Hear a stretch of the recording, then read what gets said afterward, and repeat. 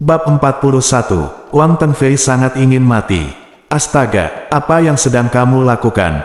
Apakah kamu tidak membaca almanak saat keluar hari ini? Mengapa wajahmu ditampar oleh Ye Chen? Kaan Asteris Elbow itu satu demi satu. Sekalipun saya memukul diri sendiri sampai mati, saya tidak akan pernah membayangkan bahwa lukisan ini benar-benar nyata, dan nilainya lebih dari 200.000 yuan. Namun, saya sudah mengucapkan kata-kata saya yang berani. Apa yang harus saya lakukan sekarang? Apakah itu benar-benar memakan meja? Mustahil. Kalau mobilnya terbakar pasti terbakar, dan jika terbakar bisa dibeli lagi, tapi bagaimana mejanya bisa dimakan? Jika kamu benar-benar memakannya, bukankah kamu ingin mati? Siswa lain juga menggodanya saat ini. Oh, Wang Tengfei, kamu bilang kamu harus makan mejanya, jadi kamu tidak akan menarik kembali kata-katamu saat ini, kan? Benar, semua orang masih menunggu penampilanmu. Saya tidak tahu siapa yang menepuk meja, Saudara Tengfei, silakan mulai penampilan Anda. Wajah Wang Tengfei sangat jelek, dan dia berseru, semua orang adalah teman sekelas, kamu tidak perlu membuat masalah seperti ini saat ini, kan? Menambah penghinaan terhadap cedera, Ye Chen berkata sambil tersenyum, Anda sendiri yang memprovokasi kejadian ini. Semua orang hanya mendesak Anda untuk memenuhi janji Anda. Bagaimana itu bisa menjadi penghinaan terhadap cedera? Wang Tengfei tahu bahwa dia tidak bisa melewati hari ini, jadi dia hanya bisa menahan amarahnya, dan berkata dengan suara rendah, saya baru saja impulsif, dan saya tidak mengenal Taisan. Saya minta maaf kepada Marvin Ye, dan aku juga meminta maaf pada semuanya. Kuharap semuanya bisa memaafkan. Melihat dia tiba-tiba melunak, semua orang sangat terkejut, apakah ini masih Wang Tengfei? Kapan dia mengaku pengecut? Tapi Wang Tengfei tidak punya pilihan. Apa yang harus dilakukan? Kalau gak ngaku harus makan mejanya, gak mungkin bunda yang makan. Jika dia curang, dia pasti menimbulkan kemarahan publik, dan semua orang tidak tahu bagaimana cara mengejeknya. Oleh karena itu, satu-satunya cara saat ini adalah dengan mengakui kepengecutan tersebut, dan hanya dengan mengakui kepengecutan tersebut barulah kita dapat mengatasi rintangan ini. Benar saja, begitu dia mengaku, beberapa teman sekelasnya berkata, oh, tidak mudah bagi Wang Tengfei untuk mengakui kesalahannya dan meminta maaf. Selain itu, tidak mungkin semua orang benar-benar memaksanya makan di meja, jadi lupakan saja. Benar, lupakan saja, tidak mungkin makan di meja, semua orang belum makan, ayo cepat mulai meja. Ye Chen juga tahu bahwa Wang Tengfei tidak mungkin makan meja, tetapi sekarang dia mengakui bahwa dia pengecut. Tujuannya akan tercapai, jika Anda berpura-pura agresif. Anda harus menghadapinya. Namun jika Anda begitu sok, mengurusnya saja tidak cukup, ini baru permulaan, dan akan ada hal-hal buruk yang menunggu Anda nantinya. Jadi dia berkata, karena Wang Tengfei mengakui kesalahannya dan meminta maaf, lupakan saja makan di meja. Hari ini adalah hari pembukaan restoran Daokun, jadi jangan mencuri perhatian. Wang Tengfei menghela nafas lega. Namun di dalam hatinya, dia ingin membunuh Ye Chen untuk menghilangkan kebenciannya. Ye Chen tidak bermaksud untuk melepaskannya, dia mengirim pesan teks ke Wang Dongsui, ada wakil presiden bermarga Wang di perusahaan, dan putranya adalah Wang Tengfei, tolong periksa saya. Wang Dongsui dengan cepat menjawab, ada wakil presiden bernama Wang Donghai, dan putranya adalah Wang Tengfei, ada apa, ketua, apa perintah Anda? Ye Chen menjawab, singkirkan dia, biarkan dia pergi sekarang. Bagus. Wang Tengfei tidak mengetahui bahwa ayahnya telah dikeluarkan dari M Grand Group dan sedang menjalani proses pengusiran dari M Grand Group. Setelah akhirnya mengatasi kesulitan mengumpat, dia menghela nafas lega, tetapi dia berpikir, dia harus menemukan kesempatan untuk membalas dendam pada Ye Chen. Lebih penting lagi, saya harus menemukan cara untuk mendapatkan kembali martabat saya di depan teman sekelas saya. Jika tidak, wajah saya ditampar oleh Ye Chen 2 kali berturut-turut. Bagaimana saya bisa berpura-pura menjadi agresif di depan teman sekelas saya di masa depan? Tepat ketika dia tidak tahu bagaimana cara menyelamatkan mukanya, tiba-tiba terdengar suara berisik di pintu masuk hotel. Semua orang melihat ke samping. Saya melihat sekelompok pemuda yang kejam dari masyarakat menerobos masuk. Semua orang ini memiliki tato, tongkat baseball, pipa air galvanis dan orang-orang lain di tangan mereka, sangat sulit untuk diganggu. Melihat sekelompok orang bergegas masuk, ekspresi semua orang berubah, terutama Wang Daokun dan Liu Lili, mata mereka penuh ketakutan. Setelah pemimpin dengan wajah penuh bekas luka masuk, dia mengamati aula terlebih dahulu, lalu menunjuk ke arah Wang Daokun, dan berkata sambil menyeringai, "Bos, kamu tidak menyapa sebelumnya untuk pembukaan sebesar itu, apakah kamu meremehkannya? Kita bersaudara." Wajah Liu Lili pucat, dia tersenyum, dan berkata, "Kamu, apa yang kamu lakukan?" Sebelum dibuka, Liu Lili pernah mendengar bahwa ada masyarakat yang memungut biaya perlindungan. Pemilik sebelumnya dari restoran ini dikatakan telah dirusak oleh para huligan lokal tersebut dan tidak punya pilihan selain memindahkan toko tersebut. Tapi Liu Lili merasa dunia ini cerah, orang-orang sosial kulit hitam itu berani mengambil uang di siang hari bolong. Itu sebabnya dia membeli tempat ini dengan harga murah dan bersiap mengelolanya dengan baik. Tak disangka, begitu dibuka, orang-orang sosial ini datang ke sini. Scarface menyeringai, "Berbisnis di sini secara alami untuk menjaga saudara biau kami, dan kami tidak ingin terlalu banyak.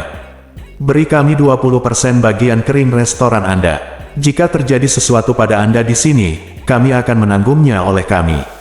Mengatakan itu, Scarface berkata dengan dingin lagi, "Jika kamu tidak memberikannya, jangan salahkan aku karena bersikap kasar, kamu harus menutup pintu hari ini." Mendengar harga ini, Wang Daokun dan Liu Lili tersentak. 20% stok kering untuk satu suap. Ini mencuri. Aku akan memberimu waktu sebentar untuk memikirkannya. Wang Tengfei tiba-tiba merasa bahwa kesempatannya untuk menonjol telah tiba. Jadi dia segera keluar dan berkata, "Kamu main-main dengan siapa?" Scarface menyeringai dan bertanya, "Siapa kamu? Apakah ada gunanya bagiku untuk memberitahumu tentang nama keluargaku?" Wang Tengfei mendengus dan berkata, "Katakan, ayah saya memiliki banyak kontak di sekolah hitam dan putih di Jinling. Saya akan menelepon para pemimpin zona pengembangan dan bertanya." Scarface memandangnya dengan sedikit gentar, dan bertanya ragu-ragu, "Apakah Anda kenal pemimpin zona pengembangan?" "Tentu saja," Wang Tengfei berkata dengan dingin, "jika kamu tidak ingin mati, keluarlah."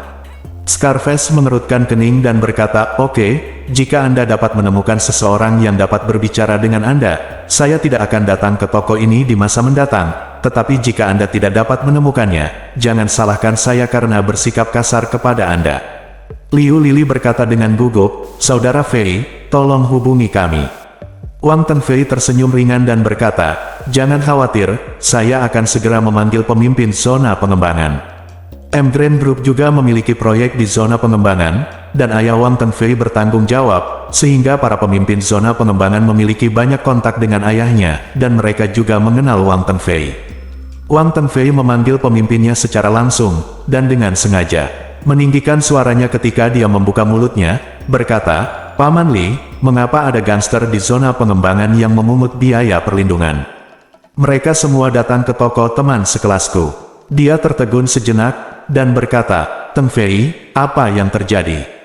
Wang Tengfei berkata, "Seorang teman saya membuka sebuah restoran, dan dia dibayar biaya perlindungan ketika ada gangguan, jadi saya ingin meminta Bupati Li untuk menanyakan apakah dia harus mengurusnya atau tidak."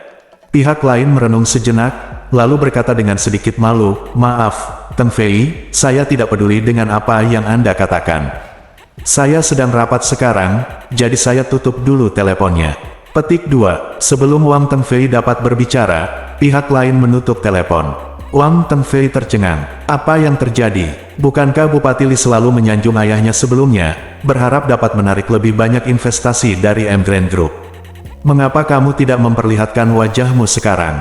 Bagaimana Wang Tengfei tahu bahwa berita pemecatan ayahnya dari Grand Group sudah menyebar ke seluruh tim kepemimpinan Jinling? Bab 42. Wang Tengfei tidak tahu alasannya, jadi dia sangat kesal, karena begitu banyak teman sekelasnya yang menonton, dia hanya bisa mengertakkan gigi dan mencari hubungan lain. Wang Tengfei menelepon lagi ke penanggung jawab Biro Keamanan Umum Distrik. Pria itu juga berhubungan baik dengan ayahnya. Begitu panggilan telepon dilakukan, Wang Tengfei segera berkata, "Direktur Chen, ini saya, Wang Tengfei, saya menemukan sesuatu di zona pengembangan." Karena itu, Wang Tengfei menceritakan kisahnya lagi. Pihak lain berkata dengan canggung, "Tengfei, pihak lain adalah milik Abiao, dan Abiao adalah miliknya. Sebaiknya Anda tidak ikut campur dalam masalah ini." Wang Tengfei bertanya, "Apakah kamu tidak peduli?" Pihak lain berkata, "Anda juga harus tahu tentang status Anda." Wang Tengfei juga sedikit bingung, dan berkata, "Kalau begitu, kamu bisa menyelamatkan muka dan membantu mengatakan sesuatu yang baik kepada pihak lain, bukan? Pihak lain tertawa dan berkata, saya benar-benar tidak bisa menjual wajah ini, maaf. Wang Tengfei marah dan berkata, Ju Chen, saya ingat Anda masih ingin Emgrand Group menyumbangkan sejumlah mobil polisi ke cabang Anda, bukan? Apakah Anda tidak menginginkannya? Pihak lain berhenti bersikap sopan padanya, dan berkata dengan dingin, Wang Tengfei, ayahmu telah dipecat oleh Emgrand Group, tahukah kamu? Dipecat? Kapan itu terjadi? Setengah jam yang lalu, pihak lain berkata, dan berkata lagi, Anda harus memikirkannya sebelum membicarakannya. Setelah selesai berbicara, saya menutup telepon. Melihat ekspresi terkejutnya, Scarface mencibir, apa? Tidak dapat menemukan siapapun. Wang Tengfei hendak membuka mulut untuk berbicara, tetapi tanpa diduga, Scarface menamparkan wajahnya, menyebabkan Wang Tengfei terhuyung, merobohkan semua meja dan kursi. Penonton gempar, wajah semua orang menjadi pucat, tapi tidak ada yang berani melangkah maju untuk menghentikan wajah bekas luka ini. Kamu berani memukulku? Wang Tengfei menutupi wajahnya dengan kemarahan yang mendalam terlihat di wajahnya yang cerah. Kenapa aku memukulmu? Scarface menyeringai, menendang perut Wang Tengfei lagi, menendang Wang Tengfei ke tanah, dan memukulnya dengan keras. Wang Tengfei berteriak karena pemukulan, tetapi pada saat ini, tidak ada yang bisa membantunya sama sekali. Setelah beberapa saat, Wang Tengfei dipukuli hingga kepala babi, dan wajahnya yang berlumuran darah tampak mengerikan. Wang Tengfei takut dipukuli, dan menangis sambil memohon, kakak, saya salah. Tolong berhenti memukul. Salah. Dao Scarface mendengus dingin, tidak apa-apa jika kamu salah. Sialan dan aku berpura-pura, jika aku tidak memukulmu sampai mati, bagaimana kamu akan main-main di masa depan? Setelah selesai berbicara, dia menyapa yang lain, sial, pukul aku dengan keras. Sekelompok orang segera bergegas, meninju dan menendang Wang Tengfei. Beberapa orang bahkan memukulnya dengan tongkat baseball, dan pemandangannya sangat mengerikan. Melihat Wang Tengfei dipukuli setengah mati, Scarface menghampiri Wang Daokun saat ini, dan mengancam dengan suara dingin, temanmu berpura-pura menjadi kekuatan bersamaku, yang asli 20% sekarang menjadi 40%. Jika kamu tidak setuju, apa yang akan terjadi padanya, itu panutanmu. Wang Daokun bingung, tetapi jika dia menginginkan 40% saham sekaligus, bukankah dia akan menjadi pekerjaan paruh waktu untuk kelompok pemuda sosial ini? Jadi dia mengumpulkan keberaniannya dan berkata, 40%, sebaiknya kamu bunuh aku. Scar mengerutkan kening, dan berkata dengan dingin, oke, kalau begitu aku akan menemuimu. Setelah selesai berbicara, dia segera mengeluarkan pisau tajam bersinar dari sakunya. Semua orang ketakutan, dan teman sekelas perempuan itu bahkan berteriak. Melihat bekas luka itu hendak menyerang Wang Daokun, Ye Chen langsung berseru, letakkan pisaunya. Wajah yang terluka itu menoleh dan memarahi, siapa yang masih ingin mengadili kematian. Memalingkan kepalanya, dia melihat Ye Chen, matanya bingung pada awalnya, dan kemudian berubah menjadi panik, dan dia berlutut di tanah dengan sentakan. Sebelum semua orang sadar kembali, wajah yang terluka itu telah menjatuhkan pisau tajamnya, membanting dirinya ke kiri dan ke kanan, dan mengaku, Tuan Ye, maafkan aku. Itu karena aku tidak mengenal Taisan dengan mataku. Aku tidak melihatmu di sini. Ye Chen sedikit terkejut, menatap Scarface, dan berkata, kamu kenal saya. Scarface mengangguk penuh semangat, dan berkata, Tuan Ye, saya adalah bawahan saudara Biao, dan saya bertemu dengan Anda di rumah Tianxiang. Ye Chen tiba-tiba menyadari, ternyata menjadi seperti ini. Orang yang menyusahkan Wang Yunfei dan Xiao Hailong di rumah Tianxiang hari itu adalah adik laki-laki saya, bernama Biaozi, yang merupakan bawahan Biaozi. Pantas saja dia begitu takut melihat dirinya sendiri. Melihat kakiku sendiri lemas, apalagi adik dari adikku. Para siswa di kelas terkejut. Liu Lili juga kaget seperti sedang bermimpi. Semua orang tidak mengerti mengapa saudara Daois yang galak dengan wajah penuh bekas luka yang bahkan berani mengalahkan Wang Tengfei akan berlutut di hadapan Ye Chen, menantu dari rumah ke rumah. Masih menunjukkan ekspresi takut pada Ye Chen. Xiao Churan juga tercengang, dan bertanya pada Ye Chen, apa yang terjadi? Apakah kamu mengenalnya? Ye Chen takut dia akan salah paham bahwa dia ada hubungannya dengan dunia bawah, jadi dia buru-buru berkata, saya tidak kenal dia. Melihat ini, Scarface buru-buru berkata, "Saya tidak mengenal saya. Saya tidak mengenal Tuan Ye, dan Tuan Ye tidak mengenal saya. Saya terus mendengar tentang nama Tuan Ye, dan saya mengaguminya." Keledai ini ditembak, kekaguman yang tulus, pada Ye Chen. Semua orang tidak bisa menerima kenyataan ini, sungguh terlalu ajaib. Scarface buru-buru berkata kepada Wang Daokun, "Anda adalah teman Tuan Ye. Mulai sekarang, saya akan menutupi restoran Anda, dan saya tidak akan membebankan biaya sepeser pun untuk perlindungan. Jika ada sesuatu, saya akan membantu Anda menyelesaikannya." Petik 2. Begitu pernyataan ini keluar, semua orang terkejut. Liu Lili sangat bahagia hingga dia hampir menangis. Kontras antara hari dan tempatnya terlalu menarik. Karena wajah Ye Chen, dia menabung 40% sahamnya, dan yang lebih penting, wajah bekas luka ini bersedia menutupi hotelnya secara gratis untuk menjilat Ye Chen. Sekarang Anda dapat berbisnis dengan tenang. Ye Chen, ini hanyalah anugerah yang menyelamatkan jiwa. Wang Daokun juga sangat berterima kasih, dan berkata dengan tulus, "Ye Chen, saya sangat berterima kasih atas masalah ini." Ye Chen tersenyum, "Kamu masih mengucapkan terima kasih kepadaku, kamu terlalu jauh." Scarface memandang Wang Tengfei yang telah dipukuli hingga pingsan saat ini, dan berkata dengan ngeri dan khawatir, "Maaf, Tuan Ye, saya memukul teman Anda." Ye Chen berkata dengan ringan, "Tidak masalah, dia bukan temanku, dia hanya seorang kenalan, dan dia tidak memiliki persahabatan." Setelah itu, dia berkata lagi, "Kirim dia ke rumah sakit, jangan ganggu upacara pembukaan di sini." Scarface segera mengangguk, "Kalau begitu kami akan segera mengirimnya ke rumah sakit." "Tuan Ye, silakan lanjutkan, dan kami tidak akan mengganggu Anda." Setelah berbicara, dia buru-buru menyapa saudara-saudaranya, mengambil Wang Tengfei yang tidak sadarkan diri, dan segera melarikan diri. Mata semua orang yang melihat Ye Chen telah berubah dari jijik menjadi terkejut, dari terkejut menjadi kagum.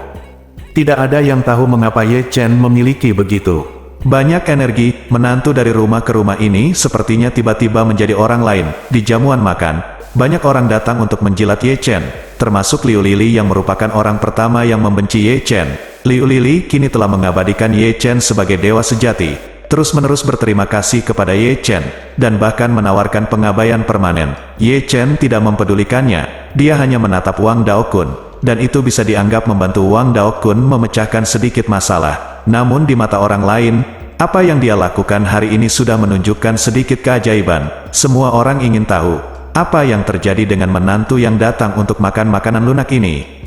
Bab 43, Xiao Churan juga sangat penasaran dengan apa yang terjadi hari ini. Pertama, BMW 520 milik Ye Chen, mengapa 2 kali lebih cepat dari BMW 540 milik Wang Tengfei? Lalu ada lukisan kuno Ye Chen yang bernilai ratusan ribu. Juga, mengapa Ye Chen mengenal orang-orang di Tao, dan orang-orang di Tao sangat memberinya wajah. Dalam perjalanan pulang, Ye Chen menjelaskan kepadanya. Ia memberitahu Xiao Churan bahwa BMW 520 ini adalah mobil test drive yang direnovasi oleh bengkel 4S. Agar pengguna salah mengira bahwa mobil ini sangat bertenaga, ia melakukan sedikit modifikasi. Xiao Churan tidak tahu banyak tentang mobil, jadi dia mempercayainya dengan bingung. Adapun lukisan-lukisan kuno telah dijelaskan sebelumnya bahwa karena persahabatan, orang lain memberikannya kepada saya dengan harga murah. Karena persahabatan, saya memberikannya kepada Wang Daokun. Namun, segalanya menjadi sedikit lebih rumit dengan Scarface. Lagi pula, apa yang dia sebut Tuan Ye satu persatu disebut perhatian, dan sulit bagi Ye Chen untuk menjelaskannya. Pada akhirnya, dia hanya bisa mengatakan bahwa kakak laki-laki dengan wajah penuh bekas luka ini adalah kerabat dari temannya. Dia pernah bertemu dengannya di pertemuan teman sebelumnya, dan dia menghormatinya hanya karena wajah temannya. Xiao Churan merasa ada yang tidak beres, tapi melihat tekad Ye Chen, dia tahu tidak ada gunanya bertanya, jadi dia tidak bertanya lagi. Dong Ruolin telah mengamati Ye Chen, dan semakin merasa bahwa Ye Chen bukanlah orang yang sederhana, jadi dia memutuskan untuk lebih memperhatikannya di masa depan, untuk melihat rahasia apa yang dia miliki. Dikatakan bahwa Wang Tengfei sangat menderita, dia sudah koma ketika dikirim ke rumah sakit. Ayahnya dikeluarkan dari M Grand Group dan diketahui menggunakan posisinya untuk keuntungan pribadi. Dia telah diadili oleh Departemen Hukum M Grand Group dan segera ditangkap oleh Badan Keamanan Publik. Dapat dikatakan bahwa keluarga Wang Tengfei telah berakhir sepenuhnya. Namun, keluarga Wang Tengfei tidak terkenal di Jinling, dan semua orang tidak memperhatikan hidup dan mati mereka. Yang benar-benar menarik perhatian semua orang adalah orang kaya setingkat dewa di Douyin, dan orang besar misterius yang akan memesan taman gantung Shangri-La. Semua orang sudah tidak sabar ingin tahu, siapakah mereka? Apakah mereka orang yang sama? Tak lama kemudian, tibalah waktunya hari ulang tahun pernikahan. Karena dia sudah lama memberitahu Xiao Churan bahwa dia ingin memberinya kejutan, Ye Chen memaksa Xiao Churan untuk berganti pakaian malam putih yang mulia dan elegan sebelum pergi keluar. Xiao Churan dengan enggan menyetujuinya, dan pada saat yang sama bergumam, "Ini hanya pergi makan, mengapa kamu bersikeras memaksaku untuk berganti pakaian formal seperti itu? Meskipun hari ini adalah ulang tahun pernikahan kita, tidak perlu begitu, Agung." Ye Chen tersenyum dan berkata, "Hari ini adalah ulang tahun ketiga kita, jadi wajar jika bersikap lebih formal. Saya sudah memesan tempat makan, dan saya yakin Anda akan puas dengan pengaturan malam ini." Dia telah melakukan pekerjaan yang baik dalam menjaga rahasia dalam beberapa hari terakhir, dan dia tidak pernah membuat istrinya ragu tentang hal itu. Xiao Churan tersenyum ringan, merasa sangat tersentuh di hatinya.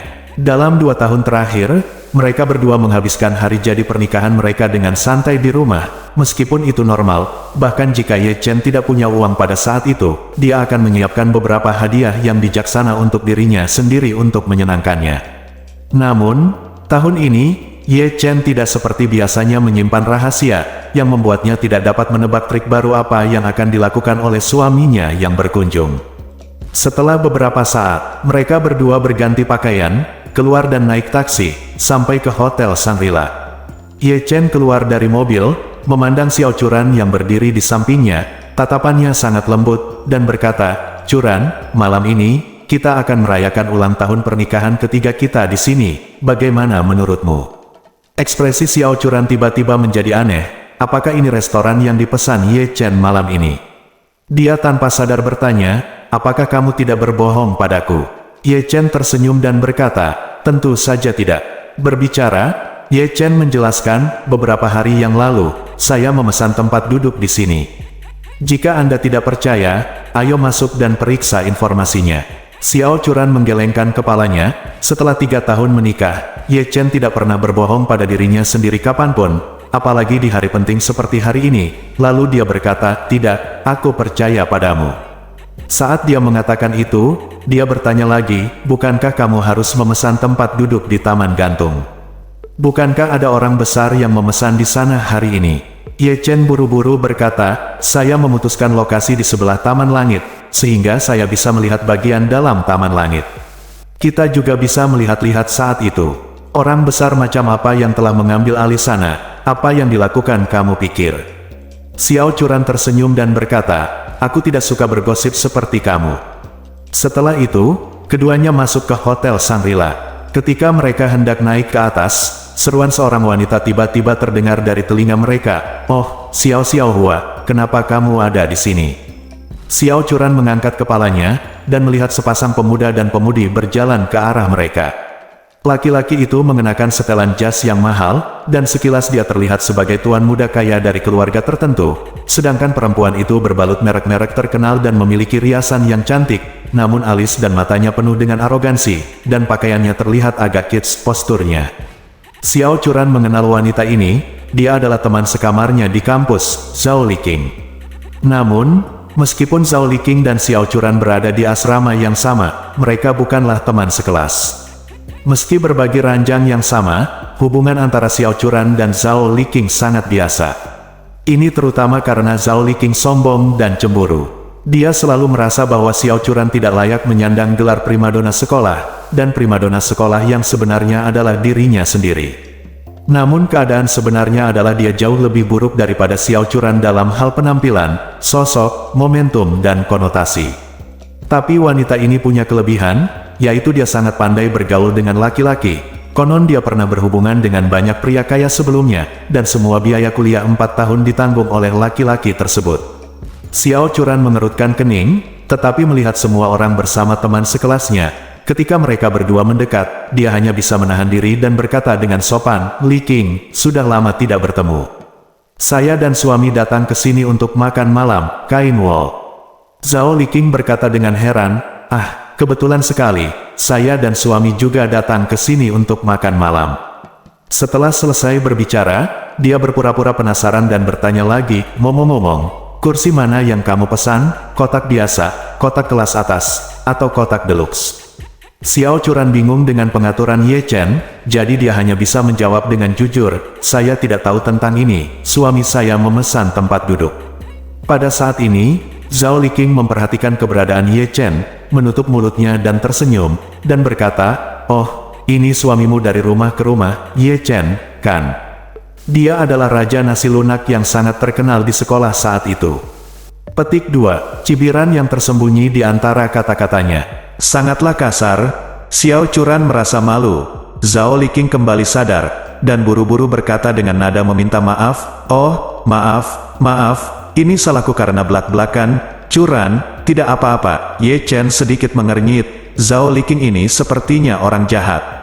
Bab 44, Zhao Liqing tidak memperhatikan wajah Xiao Churan, dia menarik pria di sampingnya dengan wajah bangga, dan berkata, izinkan saya memperkenalkan Anda, ini suami saya Zheng Hao.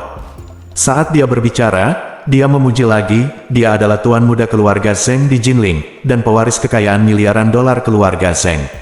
Xiao Churan mengangguk dengan sopan. Ekspresi Ye Chen sedikit suram. Saya membawa istri saya ke sini untuk ulang tahun pernikahan kami. Siapa yang tahu hal buruk seperti itu akan terjadi di tengah jalan. Zhao Liqing terus berbisik, ngomong-ngomong, suamiku adalah anggota platinum di sini, dan dia punya banyak izin. Saya kira Ye Chen paling banyak akan memesan kotak biasa.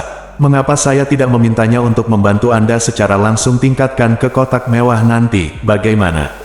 Xiao Churan hendak menolak, Ye Chen terkekeh dan berkata, kursi yang saya pesan cukup bagus, lupakan saja. Tahukah Anda yang saya pesan adalah Sky Garden di lantai paling atas yang digunakan untuk memeriahkan pernikahan akbar istri saya, dia hanya member platinum, apa hebatnya?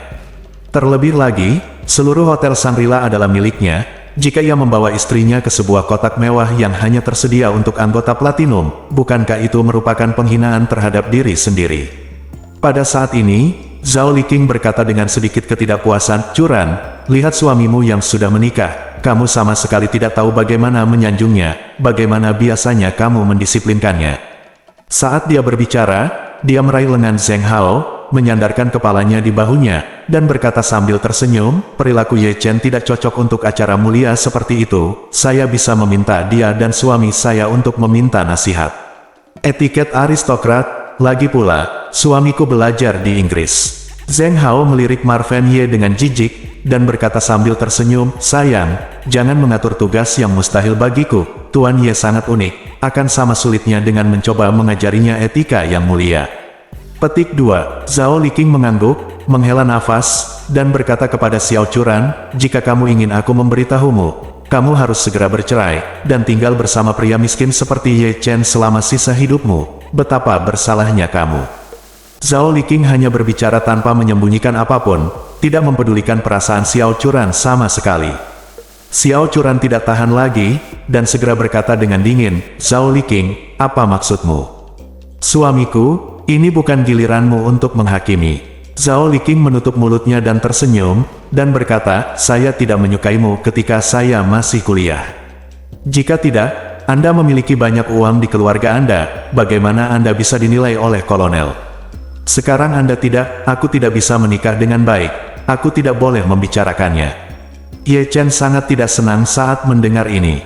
Zhao Liqing ini, yang genit ketika dia masih di sekolah, mengandalkan wajahnya yang baik untuk berhubungan dengan pria kaya, sekarang dia cukup beruntung untuk menikah dengan keluarga kaya, apakah dia benar-benar menganggap dirinya sebagai wanita muda yang kaya? Apalagi berani menertawakan istrinya, saya sangat ingin mati. Memikirkan hal ini, ledakan kemarahan melonjak di dalam hatinya. Jadi, dia mengeluarkan ponselnya dan mengirim pesan teks ke bos Shangri-La, Chen Zekai. Dalam 3 menit, saya ingin semua informasi tentang Zhao Liqing, menantu perempuan dari keluarga Zheng di Jinling. Melihat Ye Chen menatap telepon tanpa mengucapkan sepatah kata pun, Zhao Liqing semakin mencibir, lihat suamimu, aku mengejekmu, dia bahkan tidak berani berbicara untuk membelamu. Aku benar-benar tertawa, kematian, hahaha. Pada saat ini, Ye Chen tiba-tiba menerima pesan teks dari Chen Zekai, "Guru, informasi tentang Zhao Liking telah dikirimkan kepada Anda." Ye Chen melihat isi pesan teks panjang itu, lalu memandang Zhao Liking dan suaminya Zheng Hao, dan bertanya sambil tersenyum, "Saya punya beberapa informasi menarik di sini, apakah Anda ingin mendengarkannya?" Zhao Liking mengerutkan kening dan bertanya, "Informasi apa?" Ye Chen berkata dengan lantang, "Zhao Liking, perempuan, 26 tahun, lulus dari Universitas Jinling. Selama tahun pertama saya, menurut penyelidikan, tidak kurang dari 100 catatan pembukaan rumah. Selain itu, ada 8 pria berbeda yang melakukan pembukaan rumah, termasuk satu bernama Li Hu, satu bernama Ma Fei, dan satu lagi bernama Du Xiaoping." Petik 2. Zhao Liking tercengang, dan berkata dengan wajah pucat, "Omong kosong apa yang kamu bicarakan? Hati-hati, saya akan menuntutmu karena fitnah." Zheng Hao di sebelahnya mengerutkan kening, jelas terkejut. Ye Chen berkata lagi, "Oh, ini luar biasa. Berapa kali kamu sekamar dengan 2 pria, satu adalah Dong Bin dan yang lainnya adalah Dong Jie. Keduanya sepertinya bersaudara, apa yang kalian lakukan? Apakah kamu sedang bertiga?" Zhao Liking berteriak ngeri, "Kamu berbicara omong kosong. Kamu berbicara omong kosong." Ye Chen melanjutkan, "Juga, selama tahun kedua Anda dirawat oleh Wakil Presiden Grup Shenghua dengan harga bulanan 30.000 yuan. Anda dirawat selama total 3 tahun. Selama periode ini, Anda membatalkan 4 kali untuknya. Di rumah sakit bersalin dan anak Jinling, dokter aborsi terakhir menyatakan Anda tidak subur seumur hidup." Saat dia mengatakan itu, dia bertanya kepada Zheng Hao dengan rasa ingin tahu, "Tuan Zheng, jika tebakan saya benar, Anda seharusnya belum memiliki anak, bukan?" Ekspresi Zheng Hao tiba-tiba berubah jelek, dia memelototi Zhao Liking, dan bertanya, "Apa yang terjadi?" Zhao Liking berkeringat banyak, dan berkata dengan panik, "Ah Hao, jangan dengarkan omong kosongnya, aku memberikannya kepadamu untuk pertama kalinya. Kamu tahu itu." Ye Chen tersenyum dan berkata, jangan khawatir, masih ada hal yang lebih menarik." Zhao Liking menarik Zheng Hao dengan panik, menyeretnya pergi, dan berkata, "Berhenti bicara. Suamiku, ayo cepat pergi. Kita tidak akan punya waktu untuk makan nanti." Zheng Hao mengerutkan kening, dan berkata kepada Ye Chen tanpa bergerak, "Apa lagi?" Ye Chen tersenyum dan berkata, "Dengarkan baik-baik. Setelah Zhao Liking lulus dari universitas, dia menjalani operasi plastik lengkap di rumah sakit bedah plastik. 1 bulan kemudian, dia masuk ke perusahaan keluarga Zheng untuk bekerja, dan dengan sengaja menggaruk mobil Bentley milik Zheng Hao, dan bertemu dengan keluarga Zheng. Tuan muda Zheng Hao." Karena itu, Ye Chen menatap Zheng Hao, "Apakah saya benar?"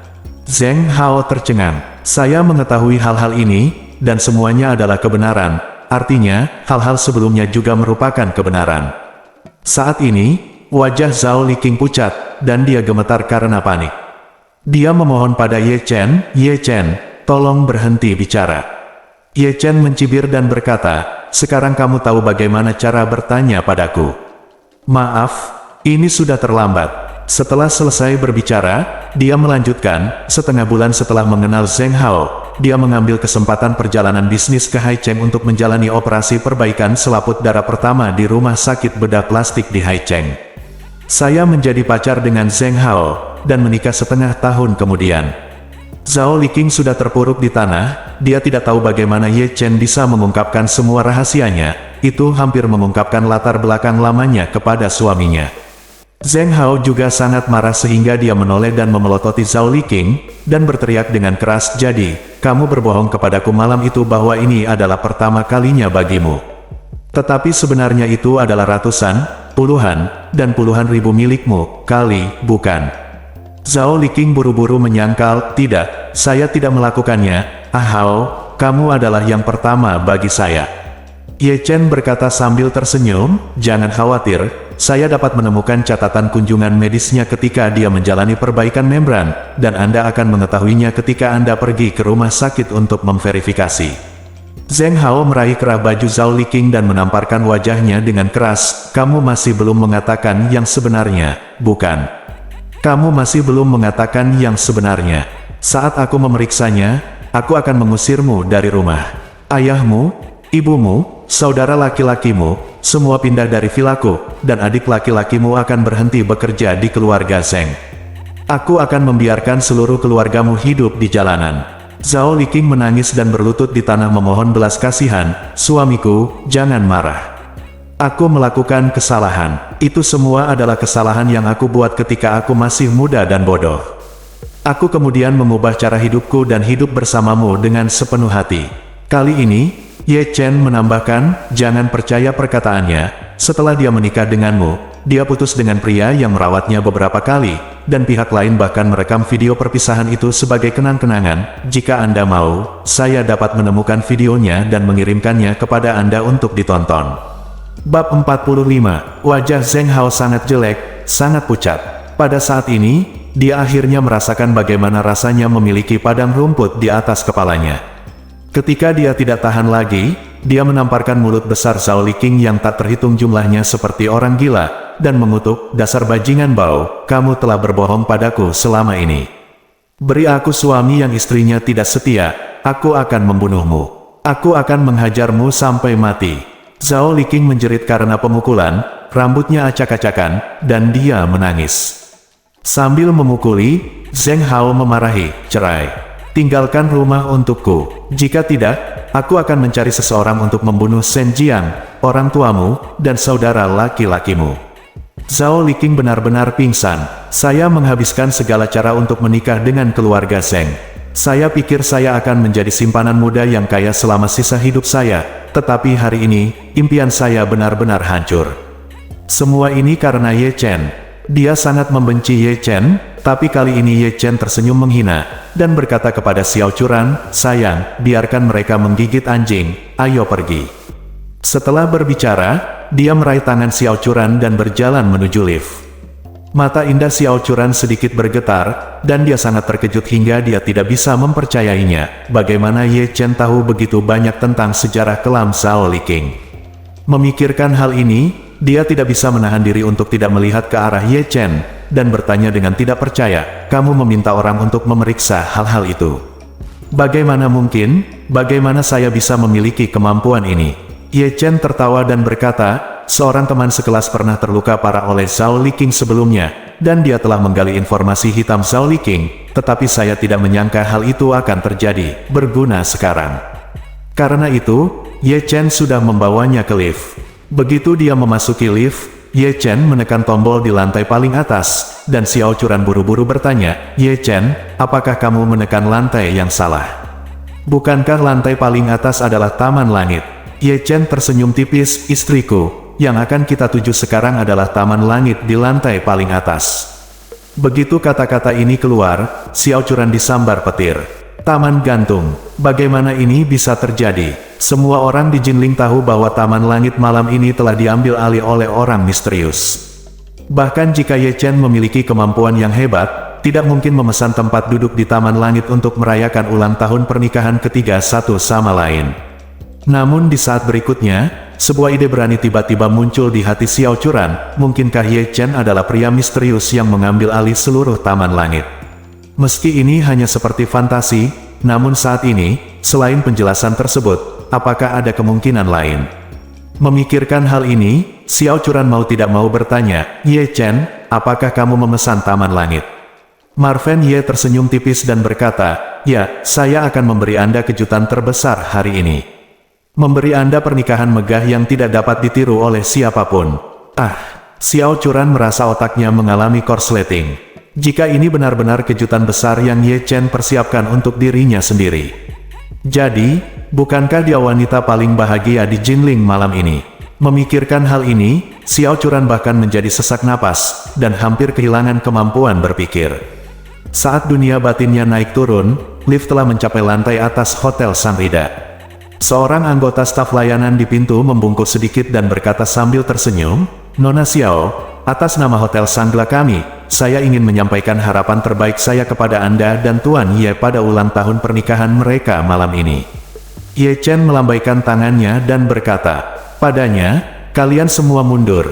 Segera seluruh staf meninggalkan tempat kejadian. Di seluruh taman gantung, hanya dunia dua orang Xiao Churan dan Ye Chen yang tersisa. Xiao Churan sedang dalam mimpi.